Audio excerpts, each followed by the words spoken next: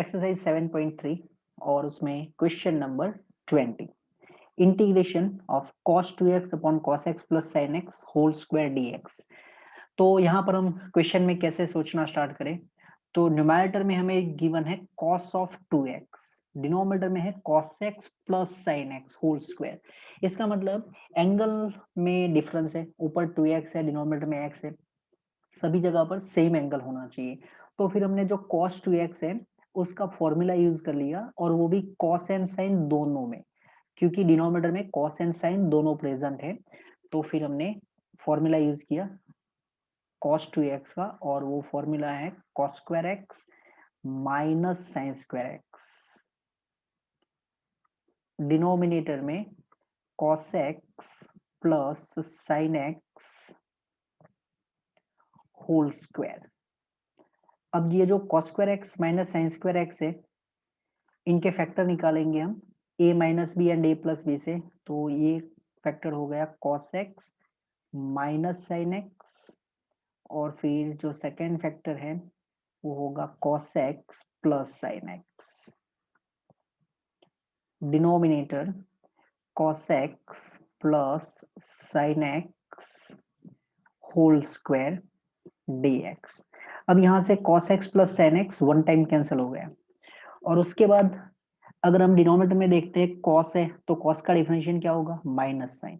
फिर sin x है, उसका डिफरेंशिएशन हो गया cos x। तो ये तो f dash x upon F x है, और f dash x upon F x होता है तो फिर log ऑफ एफ एक्स इसका इंटीग्रेशन होता है, अगर आपको डायरेक्टली फॉर्मूला पता है तो। अगर नहीं है तो फिर इसका ऑप्शन ये है कि आप सपोज कर लो cos x plus sin x equal to t। cos x plus sin x equal to t, तो cos x का तो डिफरेंशिएशन हो गया माइनस ऑफ sin x, फिर sin x का डिफरेंशिएशन हो गया cos x। वेरिएबल x है तो फिर हमने लिख दिया dx, t का डिफरेंशिएशन 1, वेरिएबल t तो dt लिख दिया। सो I इज न्यूमरेटर जो है cos x minus sin x dx, वो सब मिला के हो गया 1 dt। डिनोमिनेटर में cos प्लस sin है, इसका हो गया t, और 1 अपॉन t इसका इंटीग्रेशन होता है log of modulus t plus c, that is log of modulus of t। Modulus of t मतलब cos x plus sin x plus c। Okay, so now turn off 21। अब 21 में है क्या, outside में given है sine inverse, inside में given है cos x, फिर इसका इंटीग्रेशन करना है। तो हम एक फॉर्मूला जानते हैं चैप्टर नंबर 2 में, sine inverse x plus cos inverse x is equal to pi by 2। पहली बात तो ये है कि क्यों ये सोच रहे हैं हम, इसका रीजन है आउटसाइड में साइन इनवर्स है, इनसाइड में कॉस है, तो हम क्या चाहते हैं, दोनों सेम फंक्शन हो जाओ, बराबर। मतलब या तो साइन इनवर्स के अंदर साइन हो जाए, या तो फिर कॉस इनवर्स के अंदर कॉस। तो उसके लिए हमने ये बोला कि ये जो साइन इनवर्स एक्स है, साइन इनवर्स एक्स, इसको लेफ्ट साइड में रखते हैं। तो साइन इनवर्स एक्स का वैल्यू हो जाएगा पाई by 2 minus cos inverse x. अब क्वेश्चन में ये जो कॉस एक्स है, इसको हम एज अ एक्स ट्रीट करेंगे, बराबर। साइन इनवर्स, ये जो एक्स दिख रहा है इसको हम कॉस इनवर्स कॉस एक्स के जैसे ट्रीट करेंगे। तो फिर कैसे हो जाएगा ये, pi by two minus cos inverse, हम cos x को x की तरह ट्रीट कर रहे हैं, तो ये x है, उसकी प्लेस पर कौन आ जाएगा, cos x। ओके, अगर आपको समझ में नहीं आया तो अगेन, साइन इनवर्स x होता तो फिर पाई by 2 minus cos inverse x होता। हमने क्या किया, ये जो x है ना, उसको as a cos x treat करना स्टार्ट कर दिया, x की प्लेस पर हमने cos x समझ लिया। तो फिर ये sine inverse of cos x हो गया, तो फिर यहाँ पर क्या होगा, पाई by 2 minus cos inverse of cos x। So now it is pi by 2 cos inverse of cos x। हमें कोई कंडीशन नहीं दी है, तो फिर हमने cos inverse of cos x को x लिख दिया, dx। अब इसका इंटीग्रेशन तो सिंपल है, हमने पाई बाई 2 को आउटसाइड निकाल दिया तो फिर इंटीग्रेशन होगा 1 का माइनस x का इंटीग्रेशन होगा, बराबर पाई बाई 2 इंटू 1, तो पाई बाई 2 को आउटसाइड निकाल के 1 का इंटीग्रेशन फिर माइनस x का इंटीग्रेशन, ये हो गया पाई बाई 2 1 का इंटीग्रेशन x माइनस x का इंटीग्रेशन होगा x square upon 2 plus c। Okay, अब चलते हैं नेक्स्ट नंबर 22। नंबर 22 है 1 upon cos of x minus a into cos of x minus b dx। Okay, तो फिर यहां पर इंटीग्रेशन करने के लिए सबसे पहले ये जो कॉस है ना, cos of x minus A cos of x minus B, उसको भूल जाते हैं। ऐसा समझते हैं कि हमें कुछ क्वेश्चन ऐसे दिया है x माइनस ए into x minus b into x minus b, सिर्फ ऐसे दिया है। ऑलरेडी हम ये जब एक्सरसाइज खत्म होगी उसके बाद शायद एक दो एक्सरसाइज के बाद करेंगे पार्शियल फ्रैक्शन, तो उसका यूज है, तो इसलिए पहले मैंने यहाँ पर इसको साइड में लिख दिया कि 1 अपॉन एक्स माइनस ए इंटू एक्स माइनस बी होता तो कैसे करते।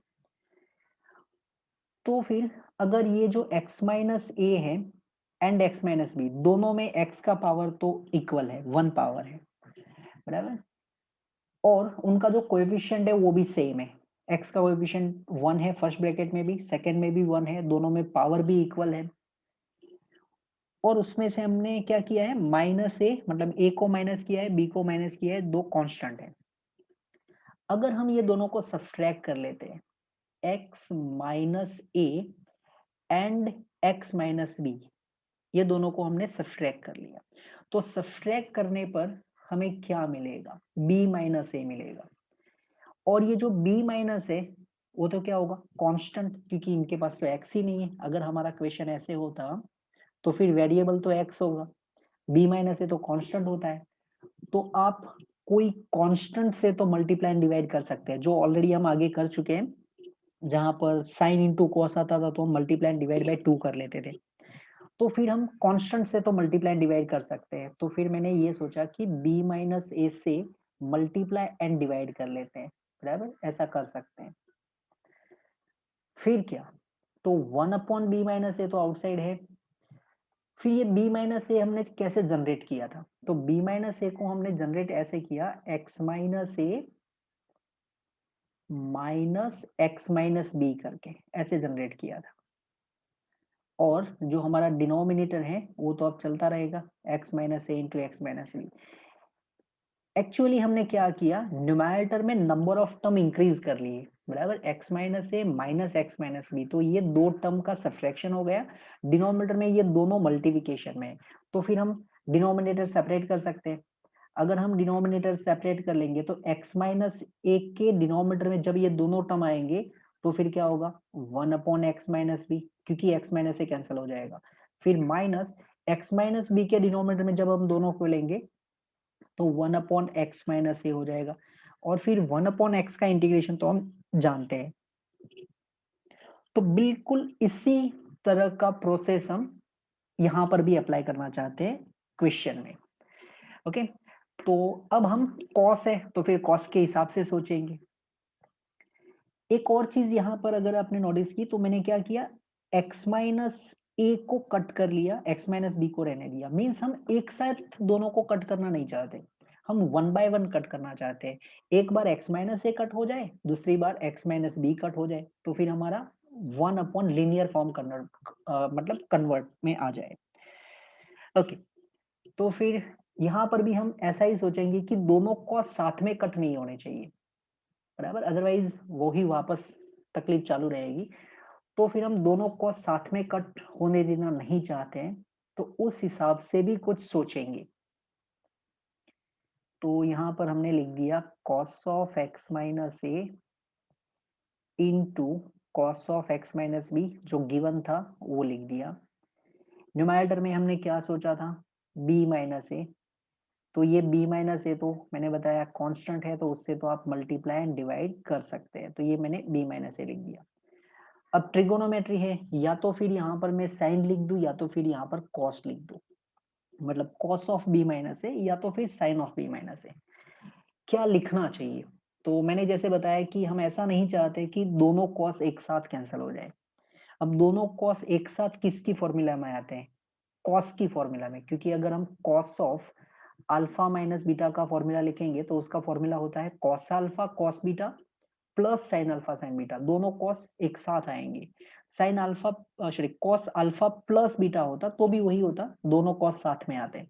तो हम दोनों कॉस साथ में नहीं चाहते, इसलिए हमने क्या किया, sine of b minus a, actually sine of b minus a से मल्टीप्लाई एंड डिवाइड किया। बट क्यों किया, उसका रीजन अब आप समझ गए होंगे कि पूरा हमने सेटलमेंट किया है जिससे हमारा डिनोमिनेटर भी हो जाए, न्यूमरेटर में नंबर ऑफ टर्म भी इंक्रीज हो जाए, एक साथ दोनों कैंसल भी ना हो, और हमारा इंटीग्रेशन का प्रोसेस भी हो जाए। तो ये सब जितना अच्छा काम किया उसको हम निकाल देते हैं, बराबर, क्योंकि इसकी वजह से तो क्वेश्चन हो रहा है, तो वो हटा दिया। ओके, ये sine B minus a, actually ये जो बी माइनस ए था वो कैसे बनाया था हमने, x minus a minus x minus B करके बनाया था, बराबर। इसको ओपन करेंगे तो बी माइनस ए हो जाएगा ना, और denominator cos of x minus A into cos of x minus B dx। अब न्यूमरेटर में हम फॉर्मूला अप्लाई कर सकते हैं, और वो फॉर्मूला होगा साइन अल्फा माइनस बीटा का। तो साइन एक्स माइनस ए into cos x minus b, फिर minus cos of x minus A into sine of x minus b. Denominator को सेपरेटली लिख देते हैं, कॉस एक्स माइनस ए कॉस एक्स माइनस बी, फिर यहां पर भी cos of x minus A cos of x minus b, हो गया। यहाँ पर cos of x minus b cancel हो जाएगा, और सेकेंड में cos of x minus a cancel हो जाएगा। 1 upon sine of b minus a, inside में sine upon cos that is tan of x minus a, minus sine x upon cos that is sine upon cos, तो ये हो गया tan but x minus b. मेरे हिसाब से ये step extra है, क्यों, उसका रीजन मैं आंसर लिखने के बाद बोल दूं। तो 1 अपॉन साइन बी माइनस ए, जिसको आप कॉसेक बी माइनस ए लिख सकते हैं। अब tan का इंटीग्रेशन क्या होगा, तो tan का इंटीग्रेशन होता है log ऑफ sec, बराबर। tan का इंटीग्रेशन log sec होता है, तो log sec, बट इस बार एंगल x माइनस ए लिखना है, इसको फिर मॉड्यूलस में, फिर माइनस tan का integration log of sec but angle x minus B, ये मॉड्यूलस में है, ये ब्रैकेट कंप्लीट और प्लस सी। अब इसमें आप पहले से कुछ ऐसा सोच सकते थे कि देखो ये डिनोमिनेटर में कॉस है, कॉस का डिफरेंशिएशन क्या होता है, माइनस साइन। तो अगर आपने ऐसा सोच लिया होता ये माइनस से आउटसाइड मल्टीप्लाई डिवाइड कर लेते, तो फिर नीचे कॉस ऊपर उसका डिफरेंशिएशन, तो हो जाता लॉग ऑफ कॉस, बराबर। लॉग ऑफ कॉस वो आउटसाइड का माइनस होता, वो सेक बना देता, बराबर। तो ऐसे भी कर सकते थे, but this one is also better. अब यहाँ पर जैसे डिनोमिनेटर में दोनों कॉस दिए हैं, ऐसे और क्या पॉसिबिलिटी है, और दोनों साइन भी हो सकते हैं, साइन एक्स माइनस ए into sine x minus b, ऐसा भी दे सकते हैं। अगर दोनों साइन होंगे तो भी हम यही प्रोसेस करेंगे, और न्यूमरेटर में एक और बार साइन बी माइनस ए का ही यूज होगा, बराबर। सेम टू सेम प्रोसेस चलेगी, सिर्फ डिनोमिनेटर चेंज हो गया अगर दोनों साइन आए तो।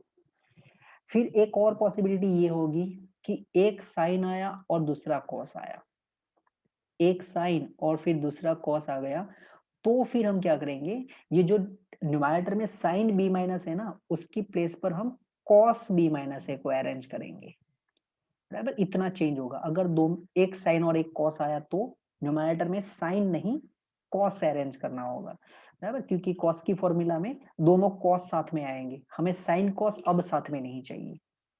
तो ये 3 क्वेश्चन यहां से बना सकते हैं। 23 नंबर एमसीक्यू है, integration sine square x minus cos square x upon sine square x into cos square x dx equal to blank. तो यहाँ पर हमारे पास जो न्यूमरेटर है उसमें 2 टर्म है, डिनोमिनेटर में एक ही टर्म है, तो इसका सीधा मतलब ये हुआ कि डिनोमिनेटर सेपरेट लिख दो, sine square x upon sine square x into cos square x, फिर minus cos square x upon sine square x into cos square x dx।